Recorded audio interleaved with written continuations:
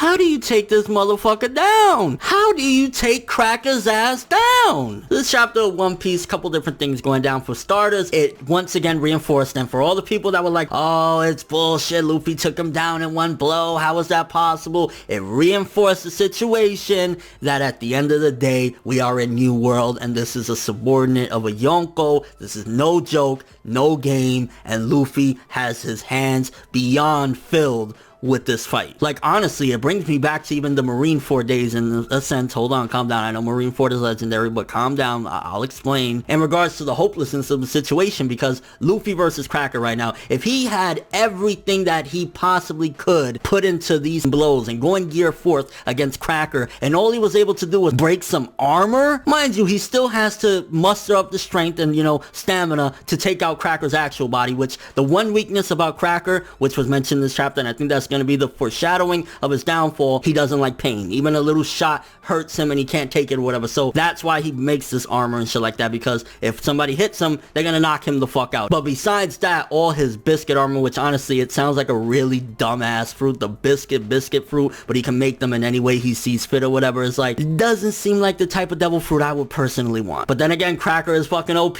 so who knows? Maybe it would be a great one for combat. But going back to what I was talking about, if he can't take out Cracker, he only barely could take out his armor and still has to take on the original and shit like that, and all the armors that he's making with his biscuit fruit, how is he going to take on Big Mom? Unless Big Mom, the only reason why she's so powerful and has amassed such a title is because of her actual powers and not her physical strength. Maybe she herself really can't fight too much. It's just like maybe her powers, her devil fruit powers that she can use and, you know, maneuver or whatever, but maybe she's not that strong, because if they do go into combat, there's no fucking chance for Luffy. There's none at this particular point, based on him struggling with one of her subordinates that, obviously, if that's a subordinate, he should be a lot weaker than even Big Mom, which speaks volumes because Luffy is panting right now. You look at the chapter, if you keep seeing every panel of Luffy, he is wheezing. He keeps saying wheezing, like he's so he's already fucking tired. Like, I honestly see he might be able to squeeze past Cracker. If he can actually hit Cracker's real body, I think he can get him, because Cracker seemingly can't take pain. It really hurts him or whatever, but this looks hopeless. And comparing it to Marineford, what I was referring to is the Admirals. When Luffy went up against the Admirals, you knew he had not a chance in blue fucking hell to take them out. And right now against the Yonko is looking the same way. Now I'm really getting more curious as well, because again, if they don't fight Big Mom, one of the reasons will probably be because of that Vivre card, because the homies, or, you know, her people or whatever, said that they're more scared of that Vivre card than Big Mom and Cracker. So what is it about this Vivre card that scares them? Is it that it could take their life force away? Could that drain Big Mom? Could Nami potentially take all of Big Mom's life force with this Vivre card? What is it about this Vivre card that's a great setup, and I think that's going to be a great tool to helping Luffy take out Big Mom? Because again, as we see it right now in physical combat, assuming Big Mom is as beast as she's supposed to be, can't take her out. So that Vivre card is going to be the key. The Chopper bit, first of all, I was like, whoa.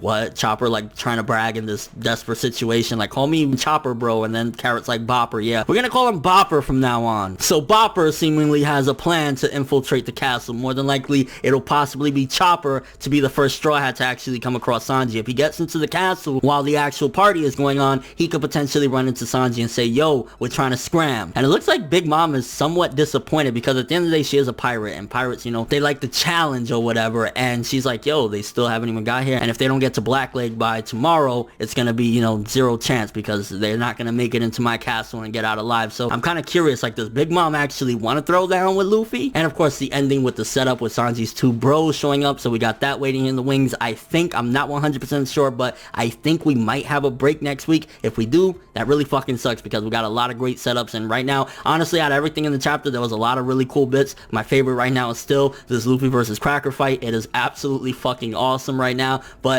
yeah, very good chapter. I gotta say 8 out of 10 for this one. Very good stuff. The setup with everything is just like, how is Luffy supposed to do this? How are the Straw Hats gonna take out Big Mom and her crew? Let me know what you guys think though. First of all, do you think it's a hopeless situation regarding Luffy versus Cracker? Do you think that Cracker, the big thing about him is his ability, the biscuit fruit, but if Luffy gets his hands on him, Cracker himself will get fucked up? Also, what do you think it is about the Vivre card that gives Nami so much strength against these people that they're more scared of that card than Big Mom and Cracker themselves? What do you think is Bopper's plan, and also what you think is going to go on with Sanji's big bros, because you know Sanji's bros, they got an attitude, they're bossing, you know they're going to probably try and talk shit to Sanji. Like, you can see Sanji is a little bit worried about coming across them. And your bro thoughts of the chapter, honestly, like, right now the setups and everything and the plays in this chapter, some good fucking shit. But thanks for watching, hope you enjoyed. If you liked anything I had to say or enjoyed the video, drop me a like, I'd greatly appreciate it. And if you want more from me, make sure to subscribe, follow me on Twitter, Instagram, and stalk my Facebook to get more when the video ends. I'm ForneverWorld, and as always, people,